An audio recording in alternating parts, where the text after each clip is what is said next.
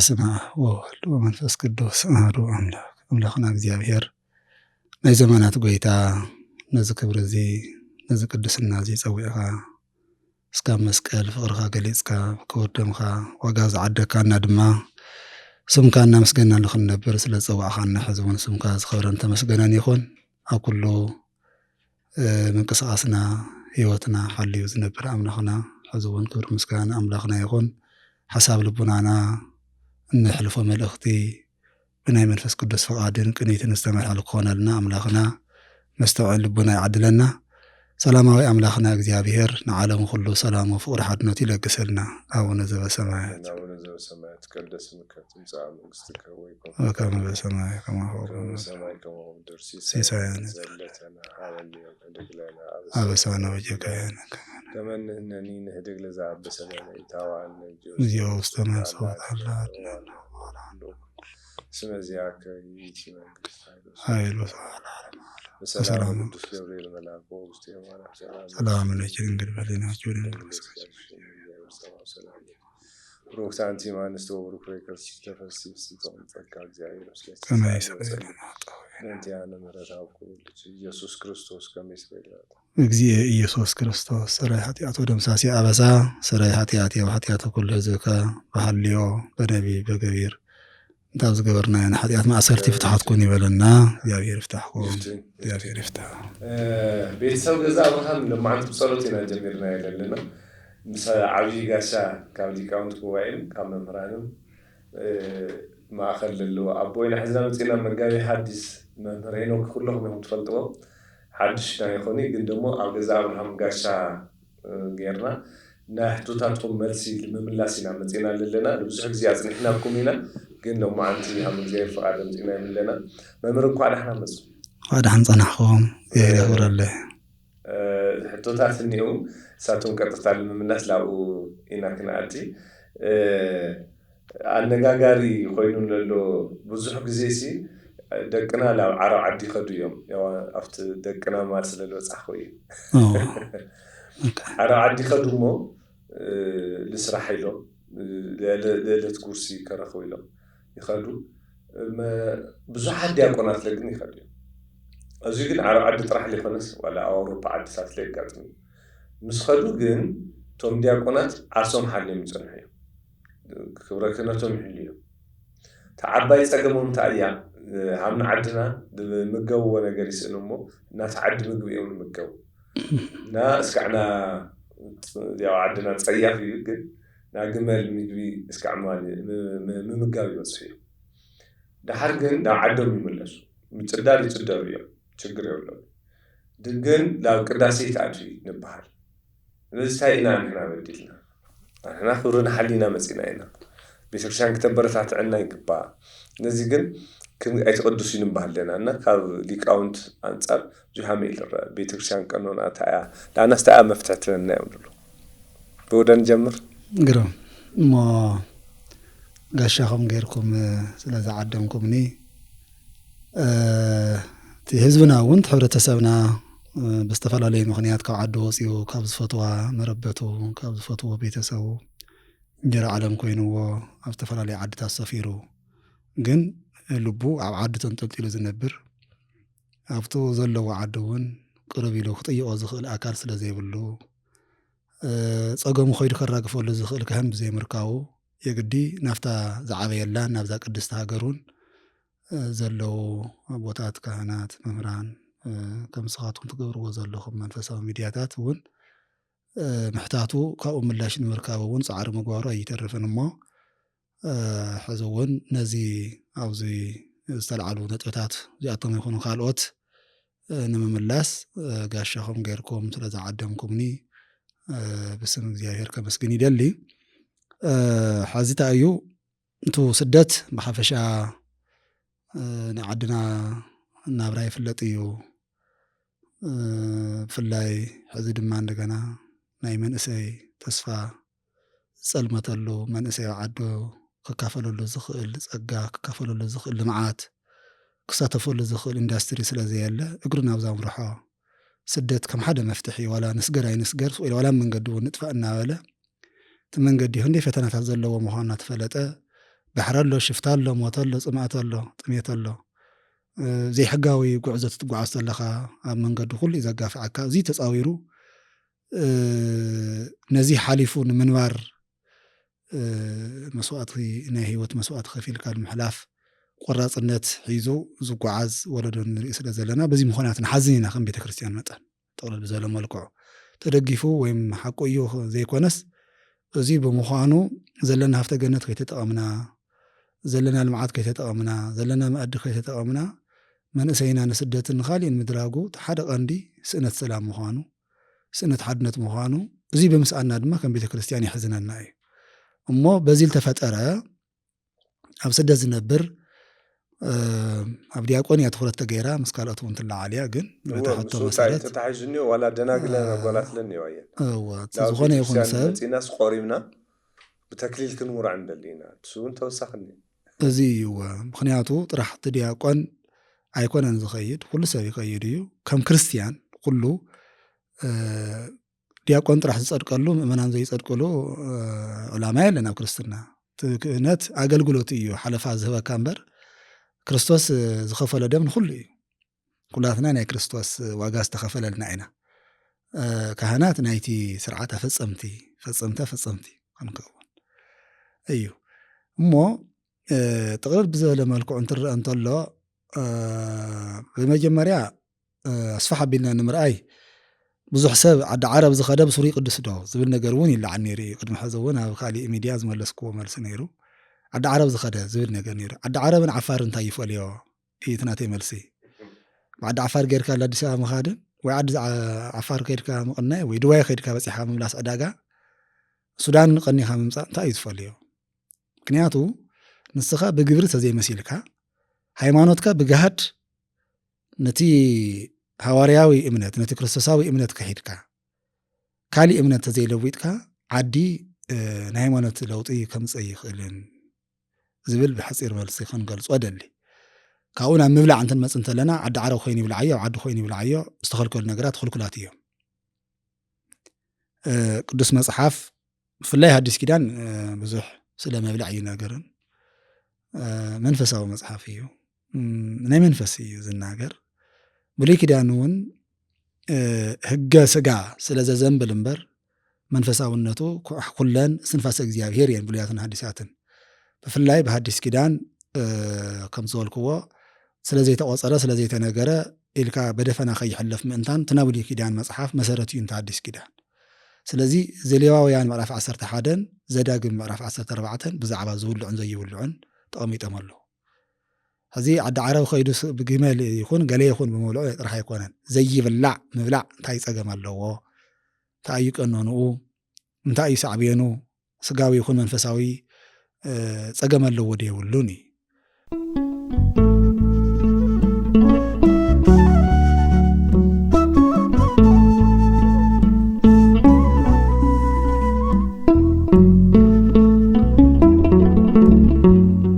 ቤተሰብ ገዛ አብርሃም በሚዲያ ገዛ አብርሃም ናይ ምኽሪ አገልግሎት ጀሚርና ምህላይና ትፈልጡ ይኹም ኣብዚ ምኽሪ አገልግሎትና ኣብ ቅድመ ሓዳር ኣብ ሓዳር ኣብ ወልፍል ኣለው ኮታስ መንፈሳዊ ህይወቶም ከዓብዩ ልደልዩ ሰባት አገልግሎት ምኽሪ ለሃብና እስካዕ ሕዚ ፀኒሕና ኢና ኣብዚ እውን ብዙሓት ሰብ ሓዳር ተዓሪቕና ኢና ሓዳር ክወቅዑ ዝደልዩ እንደገና ስልጠና ሂብና ኢና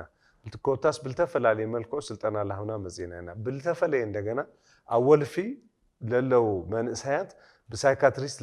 لتحجزه أو حدارون بالسنة البنا مهارات بالتحجزه سلطناتات بالتفل عليه ملكه لها من عيننا أو مخرج أجرجلوت مسيحهم مخرج أجرجلوت كترخو أو عثنا نقروينا. نعم جزا أبراهام خمني خدكم ياو جزا أبراهام قبل فلت قدميلو نعم مخرج الجالوتن جميريو تنام مخرج الجالوتن قا أو زريا ولو التعبابيا أم منفساوي هيوت أبيت أم مسرتاوي كورسنا هيمانو تمرتي أم فلات مسرتاوي زبهالو سوات منفساوي أقلقلوت رخيوم زحاشة هيوتهم حدارهم من قدم كاستخاخلو ناقورنا هنا نزي أقلقلوت زدما بزيرو تسعة حمشتي أقلقلوت مخرينا هاونا نركمو بزنا دولخم منفساوي هيوتخم تم حيشو كتتنكرو منفساوي قدمتانا نقرب الفوتي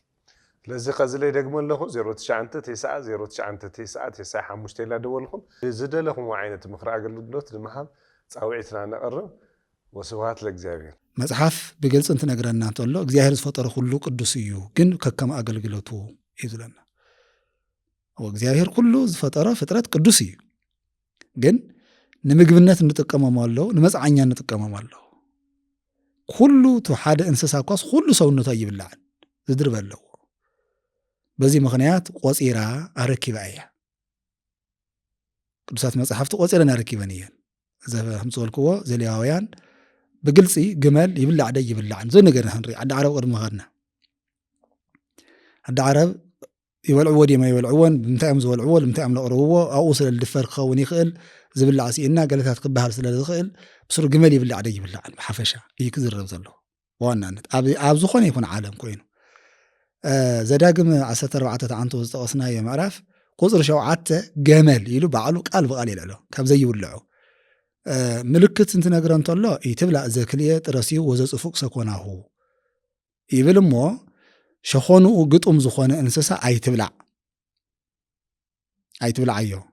ካኡ እንደገና ክልተ ስንጥራህ ዘለዎውን አይትብላ ካኡ ዘያምስኩ አይትብላ ይብል ግመል ያምስኩ እዩ ግን ድማ ሸኾኑ ግጡም እዩ ጸፍላ እዩ ጾይሉ ግጡም እዩ በዚህ ምክንያት ንገመል ከይትበልዖ ያምስኩ እዩ ግን ሸኾኑ ስንጥቅ ስለዘይኮነ ጽፉቅ ማለት ንፉቅ ስለዘይኮነ ንፉቅ ማለት ስንጥቅ ጽፉቅ ማለት ድማ ጾይሉ ዝግጡም ስለዝኾነ ሸኾኑ አይትብላ ኢሉ ህገ ኦሪት ህግ ይባዕሉ ካብ ዘፍጥረት ካብ ዘዳግም ዘሎ 5 እዮም መጻሕፍቲ ህግ እዮም ዝበሃሉ እዚኣቶም ከልኪሎም ኣለዉ መኸልከል እዮም ምክንያት ድማ እንደገና ብክልተ ነገር እዩ ሓደ ምስጋው ጥዕና ስለዘይኸዱ መርዛማ ታይስሞ ኣለዎም ይብሎም ካልኣይ ድማ ምስጢር ዘይኸዱ እዮም ምስጢር ዘይኸዱ እዮም ዘያምስኩዑ ግጡማት ሸኾነኦም ቀደመና ለ ዝፈልዮም ዘሎ ብዝርዝር ኣበብ ሊቃውንት ብዝርዝር ትርጓሜኦም ዘቐመጥዎም ኣለዎም ስለዚ ተቆፂሮም ተሰፊሮም እንስሳ ዘቤት ካብ እንስሳ ዘቤት እንመነመን ካብ እንስሳ ዘገዳም እንመነመን ካብ ኣዕዋፍ ኮይነን ነፊረን ዝብላዓን ዘይብላዓን እውን ኣለዋ እዚአን ተባሂሉ ብቁፅሪ ተቐሚጦም ኣለዉ ግመል ካብቶም ዘይብልዑ እንስሳት እዩ ኣብ ዘዳግም 14 ቁፅሪ 7 ቃል ብቃል ግመል ተባሂሉ ይርከብ ንብል ካብኡ እዚ ዝበልዐ ሰብ ኣብ ዓዲ ወላ ብዘያግድስ ኣብኡ ክቐርብ ይኽእል እዩ ከም ሓደ ምግብነት ዝበልዕዎ ኣብ ኢትዮጵያ እውን እኮ ይበልዑ እኮ ሓደ ግዜ እንድሕር ትዝክሩ ኮይንኩም እኮ ተመረዘ ግመል በሊዖም ብዙሓት ሰባት ሓሚሞም ልዕሊ 100 ሰባት ሓሚሞም ዝብል ዜና እኮ ተዘጊቡ ነይሩ እዩ ናብዚ ማእኸል ዓደካ እንድሕር ትዝክሩ ኮይንኩም እወ ስለዚ ግመል ካብ ዘይብልዑ ነገራት እዮም ዝኾነ ይኹን ሰብ ብጌጋ እንተገይርዎ ናጌጋ ቀኖና ብፍልጦ እንተገይርዎ ድማ ናፍልጦ ቀኖና ይውሃቦ እዩ ክልተ ነገር የዛረብ ዘለኹ ብጌጋ እንተገይርዎ ናጌጋ ቀኖና ብፍልጦ እንተገይርዎ ድማ ናፍልጦ ቀኖና ይውሃቦ ወናፈለጠ እንተገይርዎ ናስተውዕለ እንተገይርዎ ብድፍረት እንተገይርዎ ብልክዕ ናይ ባዕሉ ናፈለጥካ ብምጥፋእ ወይ ናፈለጥካ ብምብዳል ብዝብል ዘብዙሃ ኣማይቀብዎ ብዙሃ ይተሐሰስዎ ወዘውሁድ ኣማይቀብዎ ሁድ ይተሐሰስዎ ነገር ነው ውሑድ ዝሃውካዮ ውሑድ ኢኻ ተሓቶ ብዙሕ ዝሃውካዮ እውን ብዙሕ ኢኻ ተሓቶና ብዘይ ፍልጦ ዝግበር ናይ ባዕሉ መንገዲ ኣለዎ ብፍልጦ ዝግበር ነገር ድማ ናይ ባዕሉ ቅፅዓት ኣለዎ እዚ ኣብቲ ዝርዝር አንቀጸ ንስሓ ወይ ድማ ኣብቲ ናይ ሐዋርያ ሲኖዶስ ዝተውሃቡ ድንጋጌታት ቅፅዓታት ኣለዎ ኣብቲ ሲኖዶስ ዝበሃል ባዕሉ ኣብቲ መጽሓፍ ስለዚ ግመል ካብ ዝተኸልከሉ ነገራት ስለ ዝኾኑ ኣብ ዓዲ ዓረብ ይብልዓዮ ኣብ ማንም ይብልዓዮ ሓደ ዲያቆን ተተጋግዩ ብምንታይ ይበልዕዎ ዝብል ነገር ተጻሪዩ ብንስሓ ዝሕለፍ ወይ ብንስሓ ቀኖንኡ ዝፍጸም እዩ ዲያቆን ኮይኑ ከዓ እንደገና ድማ ናኡ ዘእተዮ ምክንያት ጉዳዩ ዋኒኑ ተራእዩ ድማ ገደብ ካግድዎ ይኽእል እምበር ክህነቱ ከም ሓደ ውድቂ ክህነት ግን ክገብሮ ይኽእል ካግድዎ ግን ይኽእል ከመይ ግድባ ምግዳብ ማለት እንታይ ማለት እዩ ንስኻ ናይ ስርዓትን ናይ ሕግን ሓላው ክትኸውን እናተገበአ ንስኻ ናይ ቤተ ክርስቲያን ሕግን ስርዓትን ኣብ ምእመናን ተፈጻምነት ክህልዎ ኣቃቤ ሕግ ኮይንካ ከተገልግል እናተገበአ በዓልኻ ሰዓሪ ሕጊ ኮይንካ በመርካብካ ተባሂሉ ተወሰነ ዓመታት ካግድቦ ይኽእል ይግደብ ኮይ ክህነት 4 ዓመት 3 ዓመት መንፈቅ ዓመት ክግደብ ይኽእል ኮይ እዚ ከምፂ ነቲ ክህነት መምተሪ ምክንያት ብስ ጭራሽ ከምዚ ዝገበረ ተመሪሱ መቅደስ ኣየረግፃን ግን ኣይበሃል ዝብል ከምኡውን ስለዘየለ ለዚ ብዙይ ክጠናቀቅ ማለት ጨሪሱ ክህነት ንክህነት ዘያውህብ ክህነት ተመሊሱ ብስሩ ከገልግል ዘይኽእል ዝሙት እዩ ካልኦቶም ግን ድንጋገታት እኒዮ አንቀጽ 7 ፍትሕ መንፈሳዊ ብስርኮ ከዚ ስለየናይ ነውጋህም ዘለና ንሽተን ከያሽግር እምበር ቤተ ክርስቲያን ዘይትፈልጦም ዲያቆናት ቤተ ክርስቲያን ዘይፈልጡ ዲያቆናት ብስም ንጥቀመሎም ኢና ስሩ ከም ንውር ሓደ ጳጳስ እንድሕር ክህነት ይህወት ሓደ ዲያቆን ካብ ቤተ መቅደስ ወፃኢ ብደገ ክነብር የውሊ አገልግሎት ሊውል ክህነት ማ ብደገ ይቕመጥም ስሩ ንምንታይ መተዋሂውት ክህነት መደበለካ መደብ የብልካይ መደብ አትዩ አተወይ ልበሃል ቋንቋ በፍጹም ቤተ ክርስቲያን ቦታ ይነበረ የውልንውን ነበረ እዩ ሕዝቡን ዝግበር ዘሎ ምክንያቱ ሓደ ሊቀ ጳጳስ ክህነት ሂቡ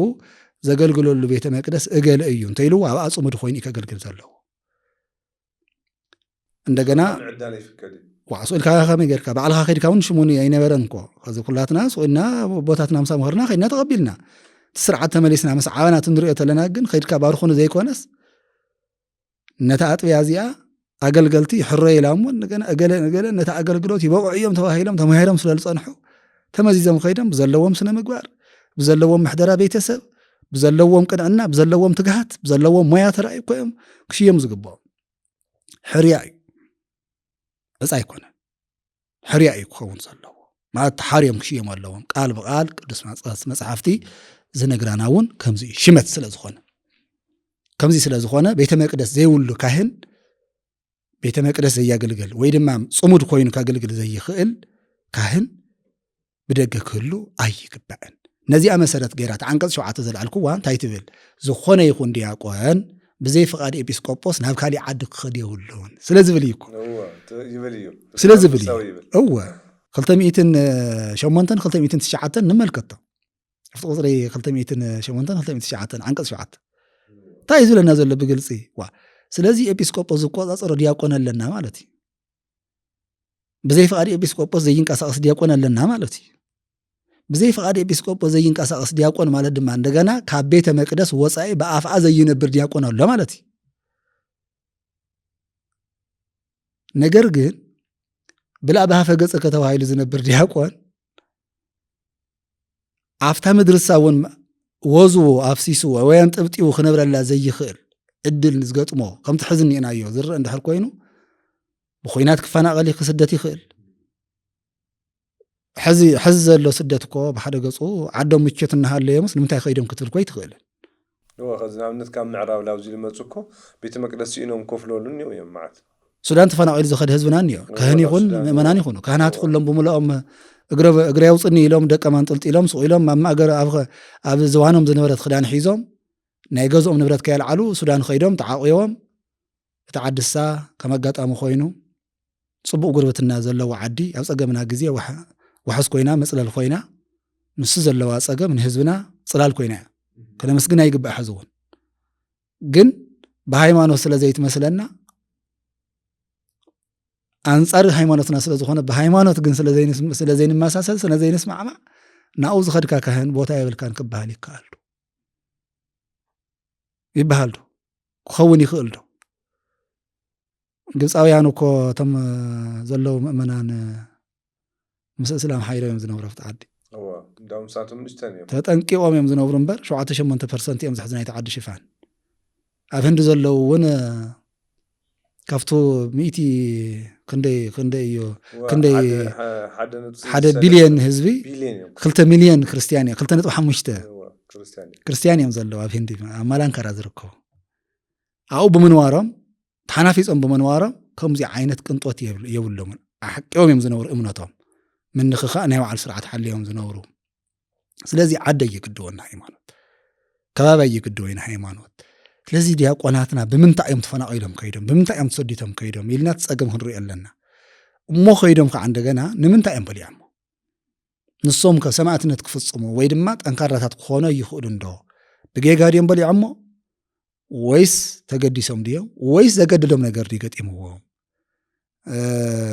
ከምቱ ዘለና ሓደ ሓበሬታ መብዛሕትኡ ኣብቲ ዓዲ ኣስቃጥላ እሽክ ግን ስም ኣለዎ ናደርሆ ተኾይና ደርሆ ናበጊዕ ተኾይና በጊዕ ናዕራይ ተኾይና ዓራይ ናፈረስ ተኾይና ፈረስ ተሃልዩ ብጽሑፉ ወይ ብስእሉ ብምስሉ እውን ተደጊፉ መጽኡ አጋጣሚ ቅድም ኢሉ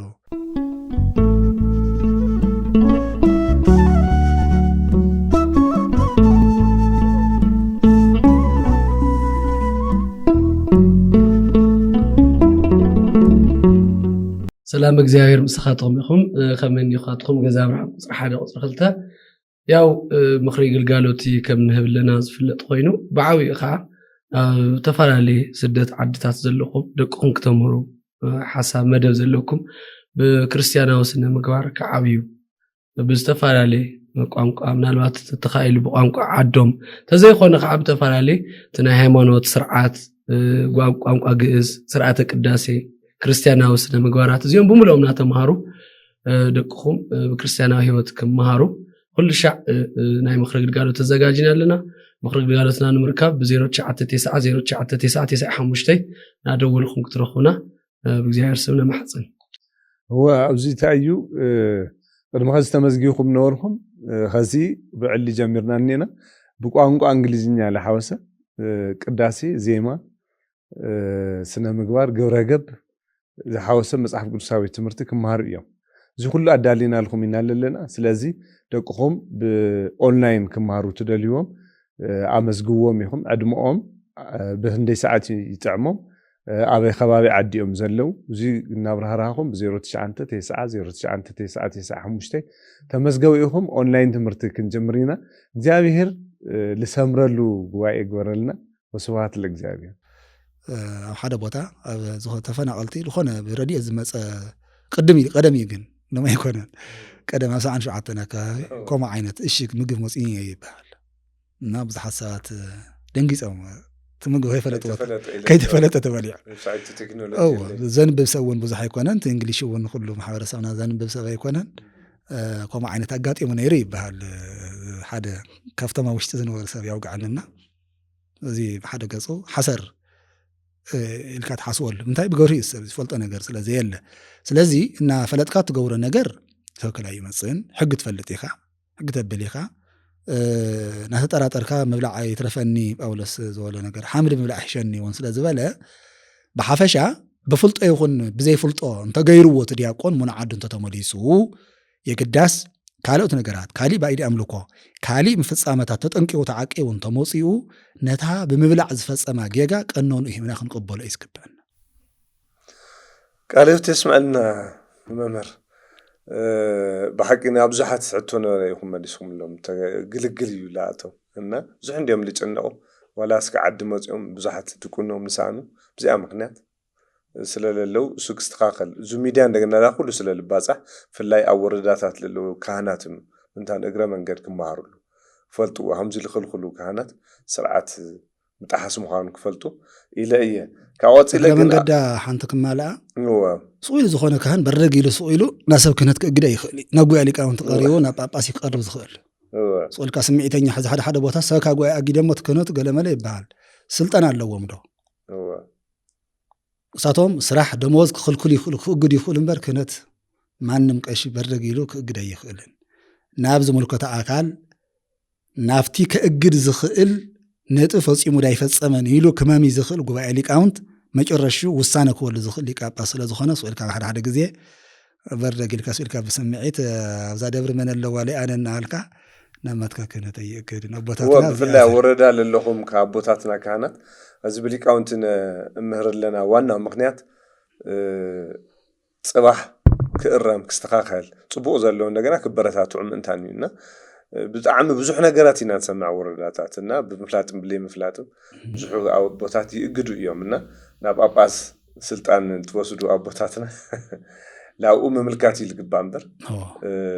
ብምእጋድ ፈፂሙ ምክልኽል ምዃኑ እግረ መንገድና መልእኽቲ ሕሊፍና እኔና ተኻልኣይ ሰዓት ልምግዳብ ለኣክል ሉቃስ 16 ቁፅሪ 18 ከምዚ ይብል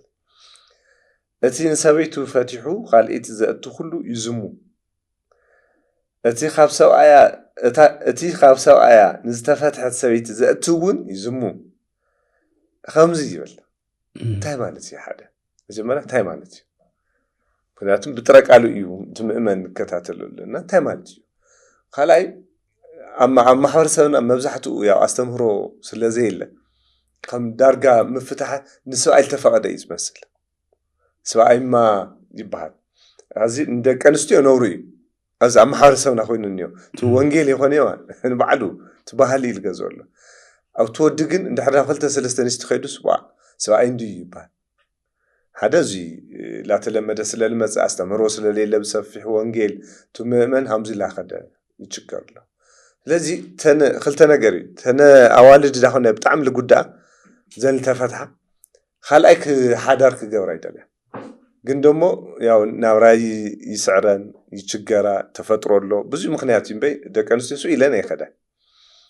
ተኸዳተለዋ ግን ሓደ ቆሪበ ክሙራ ይኸል ምክንያት ተፈትሐየ خلأي قال كيدان خك أسر يخلو وشت بيت كريستيان دل حطوتات اللوينا ويم زوم الفتحوا ودات له ولا زومون دق تبعتهم زوم الفتحوا ده حريت صوتهم ما الناس حو قندو ما خليت سويتي مراوية الذي حدار تجورو تلو قريوم سرعة حزوم كورا عدل لذ فتحية قديمة لذيذ بهمزي يخلو لولو سفيح صوتات أما حوار سونا لي قرم رياريد ንማሕበረሰብና ዓብይ ፈተና እውን ዝኾነ እንደገና ሰብ ተገዲዱ ወይ ፀገም ገጢምዎ ወይ ገለ ከይኮነስ መሰረት ዘይብሉ ይጅምሮ እንደገና ኣብ ልዕሊ መሰረት ዘይብሉ ህንፃ ክነብር ስለ ዘይኽእል ድማ ናይ ቅድስና ምርኻስ ናይ ውሉድ ምብታን ናይ ዝተፈላለዩ ኢኮኖሚ ብዙሕ ነገር እዩ ፅልዋ ዘሕድር ሓዳር ትበላሸቶ ኣለና ንዓዲ እውን ጠንቂ እዩ ንመንግስቲ እውን ከፀገም እዩ ሓዳር እንተዘይፀኒዑ ማሕበራዊ ንዓዲ እውን ፅቡቅ ኣይኮነን ንስኒት እውን ዝተፈላለዩ ነገራት ፀገም ኣለዎ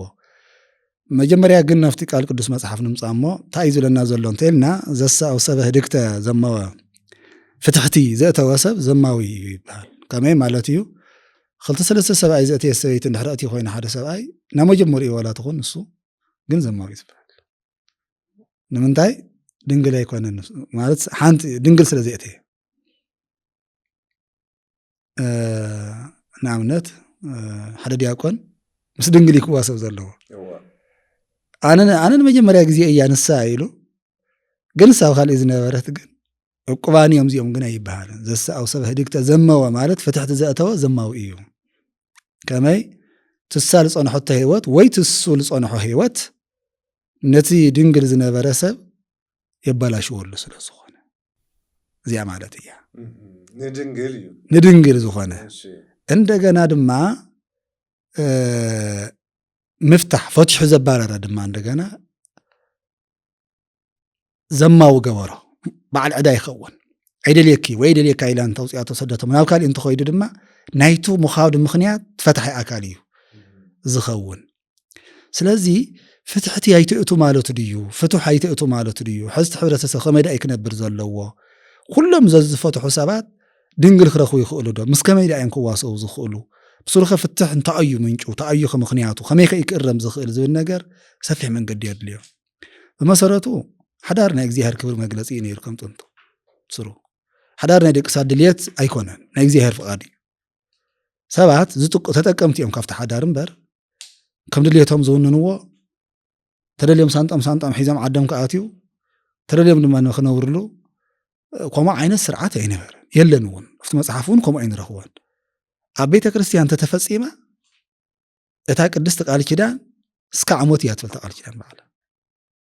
እስካ ዓመት ኢሎም ሰባት ቃል ኪዳን ዝኣተዩ እንታይ ዳ ኣብ መንጎ ዳኣ እንታይ ዳ ኣምፅኦ ብሞት ካብኡ እስካዕ ዝፍለይ ኮይ ዝብል እንዲያውም ብሞት ሻዕ ዝሓድገኒ እየ ኮንቲ ትብል ኣነ ይኮ ዝብል ቃል ኪዳን ዝኣቱ ሰብ እዚኣ ንረዳ እያ ብደንቢ ሰብ የስተውዕላ ብሞት እስካብ ዝፍለይ እዩ ዝብል እምበር ብሞት እስካዕ ዝፍለየኒ ኣይትብል ንባዕልካ ክትውስንስ ንባዕልካ ክትውስን ብሞት እስካዕ ዝፍለይ ካብኡ ሞት እዩ ዝፈልየኒ ስለዚ ድሕሪ ሞት ድማ እንተሞይትካ ድማ ናብ ካልእ ሂወት ኢኻ ከይድካ ዘለኻ እምበር حدار أفريسكا وحدار بلاش خاي كونن قليم كاي كونن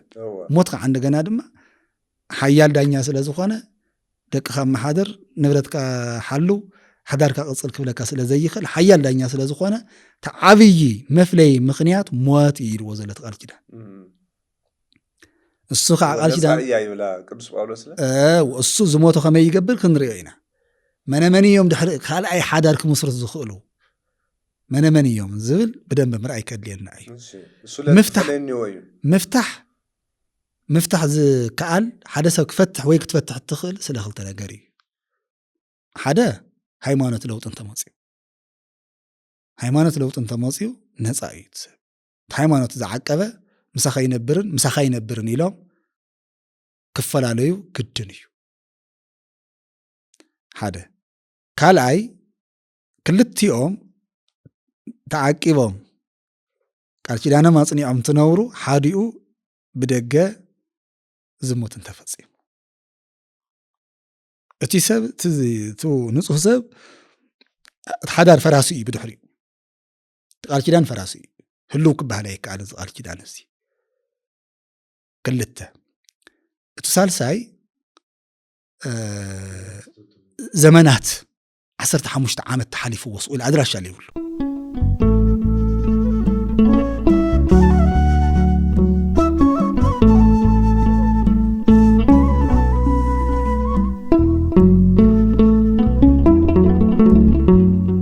سلام جزا أبراهام قصر حدا قصر خلته يا وهم لفلت جزا أبراهام ببزح ملكعو أو حدارن نهايمانة هاو تمرتن أورتودكسا ملكعو كلنا قربيو نالبات بزح السوات أو زوريا حدارهم قدم حدار دحر حدار أو قول التعبابيا بزح مخرج القالوت ندلينا زبل طياك إلا عليو أزون يا مخرج القالوتنا تناخيرنا أو قدم حدار كفلت وزلهم دحر حدار قول التعبابيا ካብ ዝተፈላለዩ ሱሳት ከመይ ክወፁ ይኽእሉ ዝብል ናይ ምኽሪ ግልጋሎት ኣሰናዲና ኣለና ና ዝግልጋሎት ዝምኽሪ ንምርካብ ብ09909995 ናደወልኩም ክትረኹና ትኽእሉ ኢኹም ወብተወሳኺ እንደገና ሙሳን ላቤኩም ውሳነ ብሓጢኣት ውድቀት ለጋጠመኩሞ ተስፋ ምቑራፅ ለለኸቱም ኣብ ማህሰይቲ ኣብ ጭንቀት ለለኸቱም بتوساخي ناكاونانا مخري بتوساخي بسايكاتريست تدقفه بسايكولوجيست تدقفه مخري نهب لنا عينا او قلعه تعبابيا طرح لي يخونون قلعو نوينوم منفساوي تمرت ناتمهارو كعابيو سلطنا جميرنا عينا نساتومون جئز زيما قداسي مصحف قدس تمرتي ግብረ ገብን ስነ ምግባርን ለማለአ ስልጠናታት ማሃብ ጀሚርና ኢና ስለዚ እዚ ሁሉ كمالة لكم تدلوا سبات بزيرو تسعة تسعة زيرو تسعة تسعة تسعة حمشتي لا دولهم رخونا يوم تشجر خوينو تنكات خوينو مفتاح زي ولو نجار اللي لك زي وجه سأل ما تهمني إلا كله تسجى مفتاح زي ولو سجمون نسلا زي إلا دولنا يوم رخونا يوم نحن هون كنا حق زوكمينا وسبات الإكزامير يقرمكم محورا قد كاوزي أسيدوا مالتكم 15 عامات 15 عامات أدراش شاليه ولا أنت طفيو تو زلسب حدارك جبر نصاي زي عفت منفساوي استقمت عينا نرزل لنا رابعاي موتيو أجا زايد سيلواكو باولسو نصايا سبيتو تميتاتو سبعان تميتوا دحريو كم تازنبر وهيوت مقص عليك قال بزي اتوم زقاطم ناي حدار لوطي بمنتاي كمسرت يخل انتيلنا بقربان بسرو كاو قربان زفلينا ነገር እኮ የለን ካው قربان ንፈል የለ ሰዓት እኮ ቀኖናና ሻዕ ንጭርስ ይምበር በስሮ እኮ ንፍጽሞ ነገር እኮ የለን በዘይ قربان ሓደ ሰብ ካው قربان ዝፈለ ወይ ሻዕ ንስሓ ዝኣቱ እዩ ወይ ድማ ሻዕ ዝጭርስ እዩ ተዘይ ኮይኑ ከምዚ ክገብር ይኽእል ዶ ትማሊ ምስቲመና ቆረብኩ ነይረስ ከምዚ خذ خميسة مسكال أيسا قرب يخل دوي مسكال أيسا يتقرب يخل أي بحال زي أتوم تم مخنيات أويان زخونو نه حدار لوط زاقبور مخنيات بمسحفتي بليك أونت تبينهم تدقفهم زلو فتحاوي عنيهم فتح قنا يتفقد كاوزي وصاي انتاي سنيفو ደረቀትኒ ከፈአትኒ ሓመቀትኒ ከምዚ በለት ስኡልካ ብኢኮኖሚ ይኹን ብዝተፈላለዩ ነገራት ስኡልካ ብዘይ ምስምዕማዕ ንወለሱ ኢና ብሓፈሽ በቃ ብዘይ ምስምዕማዕ ንወሎ መጠቕለል ኣቢልና ዝኾነ ነገር ዋላ ዝኾነ ይኹን ክየዝ ምክንያቶም ብዘይ ምስምዕማዕ ዝግበር ፍትሕ ግን ኣይተፈቕዶን ንምንታይ ተኣዝኣትኸያ ቃል ኪዳን ኣጋጣሚ ምስምዕማዕ ዘይ ምስምዕማዕ እንተጋጢሙ ግን ክንፋትሕ ኢና ትብል ግን ውዕል የብላ እንታይ ትብል ኣብታ ቃል ኪዳን እኒኣ እኮ እያ ሰነፈት ደረቐት ኢለይ ከይፈትሓ ሓመመት ደኸመት ኢለይ ከይሓድጋ ብሞት ካብ ኣስካዕ ዝፍለጥ እታ መርዓት እውን ብኸምኡ ትብል እዚኦም ክልቲኦም ዝኣተይዎ ቃል ኪዳን ኣብ መንጎ ዘሎ ነገራት ተፃዊሮም ንምሕላፍ እስካዕ ዓመት ልወሉ እምበር ኩሉ ዕድሜኻ ሙሉእ ተስማዕሚዕኻ ትነብር ኢኻ ማለት ይኾነን እኮ ወለድና ትምስል ቅሳ ክብል ኢለ ነይረ ሰብ ወለድና ትምስሉስ እምኒ ኮፍ ዝበለ እዩ ኣፍ የብሉን ወይ ሰሚዑ ከምዚ ሰሚዕልካ ክብል ክናገራ ይኽእልን ግን ሓደ ግዜስ ቦታ እንሸራቲትዎስ ይጋጮ ስለዚ እምኒ እኳስ ይጋጮ ዝብልዎ እንታይ ማለት እዩ ወዲ ሰብ ለግዚኡ ብዝኾነ ይኹን ሓሳብ ክፈላለ ክጨቃጨቕ ይኽእል እዩ ግን ነቲ ነገራት እርም ኣቢልካ ናብ ቦትኡ ምምፃእ ናበይ ትሕስብ ቃል ኪዳን ዋ ንከይንፈላለ ቃል ኪዳን ኣለና ጥዒምካ እውን ኣይኮነን ብዙሕ ሰብ እንታይ ይገብር ተለዊጥኒ ሃምቲ ማሊኡ ሃም ቀደሙይ ተቐይርኒ ድብቕ ጠባይ ኣምፂለይ ድብቕ ጠባይ ኣምፂያትለይ ዝብል ነገር ይዝረብ ሓደ ሰብ መጀመርያ እንዲያውም ክኸውን ዝግብኦ ሓደ ተሓዳር ኣፅኒዕኻ ምእታው ግድን እዩ ወየ ደኣ ምፅንዕናዕ እናተባሃለ ስሜስካ ካሊእ እናኾነ እቅብና እዎ ናብ ካሊእ መንገዲ ከስ ሕልፍ ሓሊፉ ነብሰ ፅሩ ኮይና ቃል ኪዳን ንዑ ፈፅሙልና ወሊዳ ኣብ ክርስትንኦም ንዑ ቀለቤት እሰሩልና ንዑ ከምዚ ዓይነት ቤተ ክርስቲያን ሃላክ ዝኾነ ስቂሉ ዘይቅዱስ መንገዲ ምንም ቤተ ክርስቲያን ንዑ ተጎቲትክስ ናብቲ ዓለምስ በይዛ ክብሪ ሃውዮ ንዑ ምሰሊ ተባሂላ ናብቲ ጉተተሉ ትፅውዐሉ ዘላ መከራ እቶም ካህናት ኣቦታትና መከራ ረኺቦም እምበር ፅንዓት ከመ እዩ ፍቃድ ክዲ ፍቃደኛ ዲኺ እዎ ተሳዊርና ተኻኢልና ክንነብር ፍቃደኛ ዲኽ ወፍቃደኛ ስኻ ፍቃደኛ ዲኽ በቃ እዚ ቃል ምጥታው ማለት ቱ ምፅንናዕ ማለት ካብዚ ወፃኢ ኣብ ከይዲ ሰብ እናተምሃረ ይኸይድ እታ ሰበይቲ እታ ቆልዓ ዝነበረት ዓባይ ኮይና ካብ ጎረቤታ እናተምሃረት ካብ መሓውስታ እናተምሃረት ገዛ ከመይ ይመሓደር ሰብኣይ ከመይ ይተሓዝ ከመይ ይኽበር ቤተሰብ ከመይ ይመሓደር ከመይ ይተሓዝ እናተምሃረት ትኸይድ ስውን ከምኡ እናተምሃረ ይኸይድ ኩላትና ኣብ ከይዲ እናተማሂርና ስለዚ ጥቕልል ንምባል ከመይ እዩ ክኸውን ዝኽእል ፍትሕ ይፈቅድ መጽሓፍ ኣይፈቅድ በቃ ኣይፈቅድን ዝብል ነገር ኣርባዕተ ነጥና ክንዓጾ እሱ ጥሒሶም ተፋትሑ እዚ ጥሒሶም ዝተፋትሑ ሰባት ሓደ ብስሩ እዚ ጥሒሶም ሕዚ ብስሩ ልሙድ እንዲ ኮይኑ ብስሩ ሓደ ብስሩ መጀመሪኡ ሓደ ንመጀመሪኦም ድዮም ተዋሲቦም ንመጀመሪኦም ድዮም ተዋሲቦም ቤተ ክርስቲያን ትፈልጦ ቃል ኪዳን ነይርዎም ዶ ተጠርኒፎም ብሓንሳብ ይነብሩ ነይሮም ዶ ብናይ ቤተ ክርስቲያን ስርዓት ድዮም መስሪቶሞ ዝብል ነገር ብዙሕ ነገር ኣሎ ነገር ግን ኣይትፍታሕ ዝብል ሕጊ ጥሒሶም ሰባት እንተኸይዶም እንታይ እዮም ክገብሩ ዝኽእሉ ሓደ ኩሉ ግዜ እቲ ህይወት ብመምህረ ንስሓ ክምራሕ ስለ ዘለዎ እዞም ሰብ እዚኦም መፋትሒኦም ምክንያት ብደንቢ ብዕምቀት ክርአ ይግብኦ ቃል ኪዳን ቤተ ክርስቲያን ይፍፀም ፍትሕ ኣብ ማሕበረ ቤት ፍርዲ ይፍፀም ዋ ሕገ ቤተ ክርስቲያን ኮኒአና እዩ ብስር ቤተ ክርስቲያን ዘይትፈልጦ ፍትሕ ክህሉ የብሉን ካብ ቤተ ክርስቲያን ዝተኣሰረት ቃል ኪዳን እንተስ ክትቅፅል እንተስ ክትብጠስ ቤተ ክርስቲያን ክትፈልጥ ኣለዋ እኮ እዩ ዝብል ብስር ሕገ ቤተ ክርስቲያን በዓል ቀላዋድ እውን ኮኒ እቲ ናይ ማሕበረ ጉባኤ ካህናት ዝበሃል ኮኒ እዩ ኣብቲ ቀላዋድ ሕጊ ጉባኤ ካህናት ዝበሃል እኒኦ ኣብቲ ደብርስ همزو قاعد الأكاونت إنه لا زلعلة سلطة. نيجي ببدور التقاقم وكيبلنا. سلازي يومنا يوم برا فتحققنا أبوتاتنا دنجي قوم وينيرو. سلازي أنتو ما تحقق تقاويرين برلو. حق مقبارنا ناتنا يعدو زخون. نجرجن ناي حدار جونس زاليو بهايمانو بسرعة بيت كريستيان حدارهم زمصراتو مؤمنان عمونغو حدارهم أجمع تقاتيمو زدانيو جوا كاين هزبارل. هاتويه. سبكة مالتي أحد سبكة حد سبكة أزول مؤمن بدنبي قد حدا تزري أزول له زي مسمع مع الزري نزيري